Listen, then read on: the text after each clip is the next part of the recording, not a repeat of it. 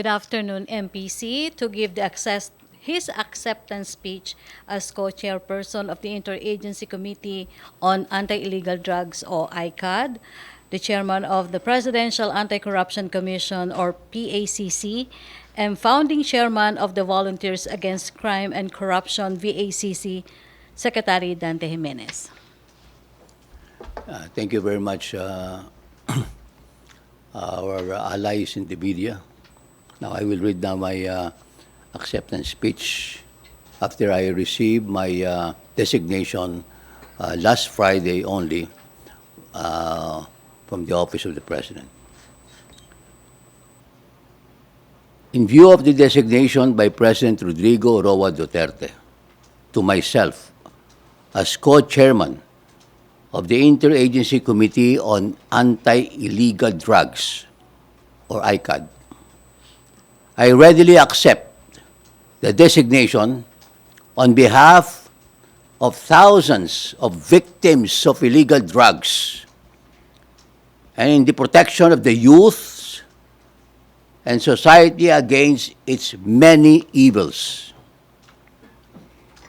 In addition,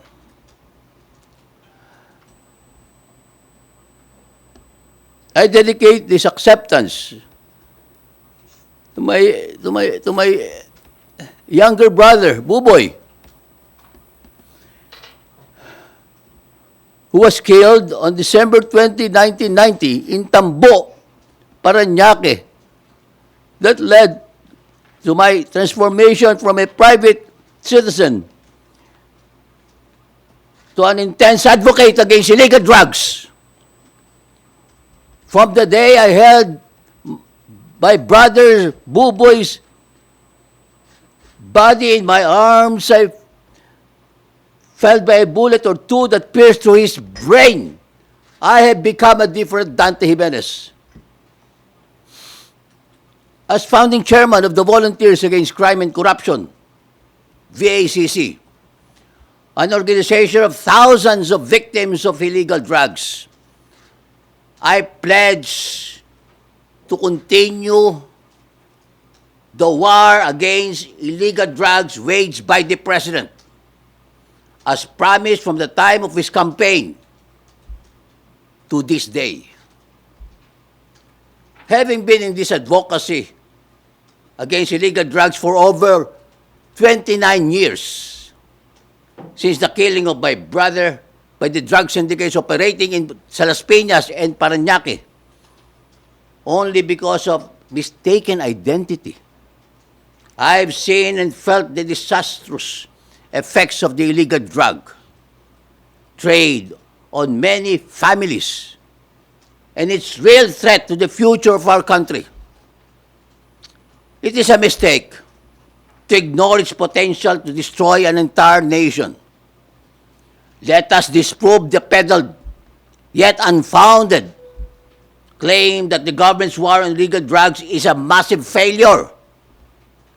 In fact, it is the strong support for the war on illegal drugs that has been critical in the immense public support for the President.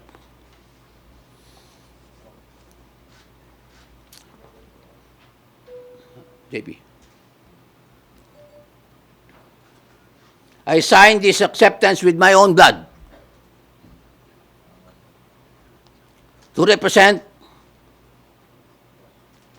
the thousands of victims of illegal drugs and as a manifestation of my commitment to the unrelenting war against the social menace that must be destroyed by all means.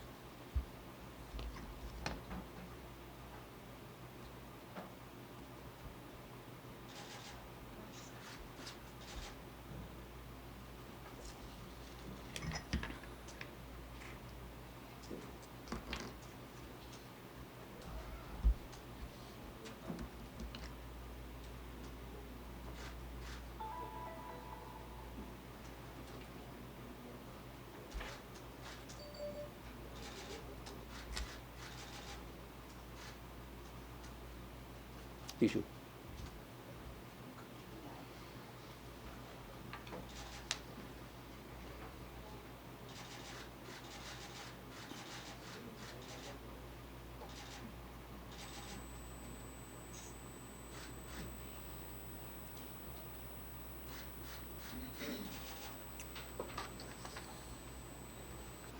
Okay, thank you, Secretary Jimenez. MPC, do you have any questions? Ian? Ian Cruz?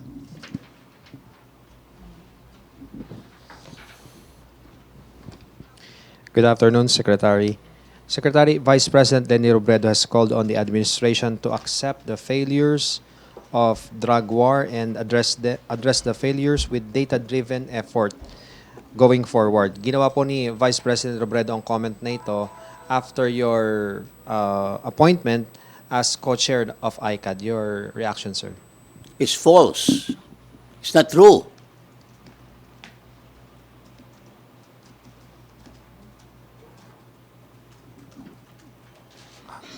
Paano po kayo mag-move forward sa bilang chairman ng ICAD? As co-chair of the ICAD, of course, I have to first meet with the president because I requested for a meeting with the president. And after that, I'll be meeting with my co-chair, Director General Aaron Aquino of the PDEA, and of course, Secretary Catalino Cuy of the Dangerous Drugs Board by next week. Bakit po kaya nasasabi ni Vice President Robredo na failure itong war on drugs? I don't know her basis, but what is important here is that under the administration of the president, his administration was able to destroy a lot and neutralize all drug laboratories in the country. The latest mega shabu was found in Virac, Catanduanes, where I came from, yung region na yan, Bicol, with 6 hydro generators that could produce about 500 kilos a day. And of course, other drug laboratories. That is one of the major source of illegal drugs locally. Now, second, how about the sources outside? I will be meeting with DJ Aaron Aquino and come up with a strategy. But I have now in mind to perhaps coordinate with the 3 countries that had been labeled as the Golden Triangle. This is Thailand, Myanmar, and Laos. I understand, ito po ang isang major source dito sa region where the Philippines belongs. And another one is, of course, it's just minor. Ito ang mga pinagagawa ng iba nating law enforcers who are involved in the operations. Yung which was exposed recently, of course, in the Senate hearing, yung where the former chief PNP was discovered to have some officers of his, na nagbabawas ng mga confiscated drugs. This is bad. Hindi dapat mangyari ito. This has to be put a stop. That's why I urge the law enforcers, those involved in this in this confiscation of drugs, please stop it, because the ICAD will be able to come up with a strategy to make sure that you will be answerable to this kind of type of gimmicks. Imagine that, ang ginagawa ng ibang mga pulis kasi, kukonfiscate, babawasan para sa operations daw. Yung iba niya, panghanap buhay, leche. Hindi pwede yun. That has to be a stop. That's why, ayan ang nakikita ko na we must really have a very strong and drive against illegal drug lords, especially. And also, maybe on the other hand, I would like to request the President to make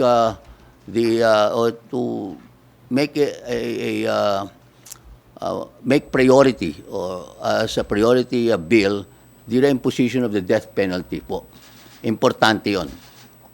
Because this is one penalty that would be able to institute fear among all these illegal drug lords. That's why andito po lahat yung mga drug lords dito sa Pilipinas. Pumupunta, dalawang death penalty dito.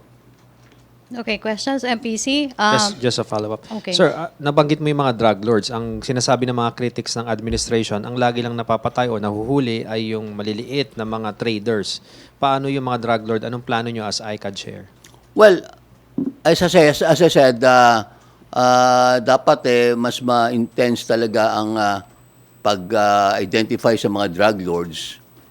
And I have to talk with the operatives. Of course, ang PIDEA dyan, nandiyan po ang PNP and other agencies na who are involved in law enforcement at saka yung mga confiscation. So, once na ma-identify siguro, I understand, kasi this is just a new post now that was assigned to me. So, I have to orient myself first on the doings of ICAD. Okay, Tuesday. Hi, sir.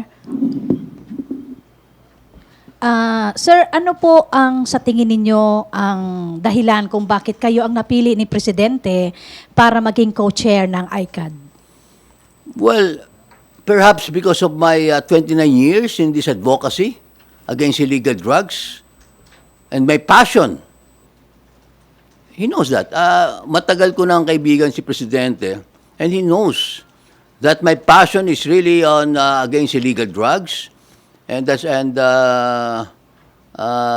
perhaps that's the main reason. He knows the story of my brother. At mayroon na po bang schedule yung pakikipagpulong ninyo o meeting with the President? It's being arranged. Okay. And mayroon ba kayong special request with the President? Maliban doon sa sinasabi nyo na aprubahan yung death penalty. Yeah, marami. Marami akong sa kanya because of the nature of the responsibility sa ICAD. It's just a committee, my dear friends. It's just a mere committee, pero because of the call of the times, at the same time, we're really running out of time pala. 2.5 years na lang. Di ba? And look, yan ang isang problema ngayon. We're all concentrated on this COVID-19, but you see, alam nyo ba ang mga drug lords ngayon? Enjoying. And look at the victims, even yung mga sa transportation. Di ba? Ang dami mga drivers, ang kanilang mga sasakyan. Ang daming mga nahuhulog sa bangin, ang daming mga nakakasagasa, ang daming, naka-drugs. So, and the worst is really the heinous crimes. Ni-rape na ang anak mo, pinatay pa, susunugin pa. That's how criminals really does their thing. Last on my part. Sir, previously, itong si Vice President Leni Robredo, medyo hindi sila nagkaroon, parang may pag-aalangan yung turingan nila with PIDEA Director General and ICAD co-chair din yun na si Aaron Aquino. Kayo kayang dalawa, sir, tingin nyo wala naman kayo magiging problema? I'm a good team player. I know Director General Aaron Aquino, he's a good worker. I'm a good team player. Okay, question, MPC? No more questions? Okay, thank you, MPC. Thank you, Secretary Jimenez. Back to our main studio sa Radyo Pilipinas and People's Television Network.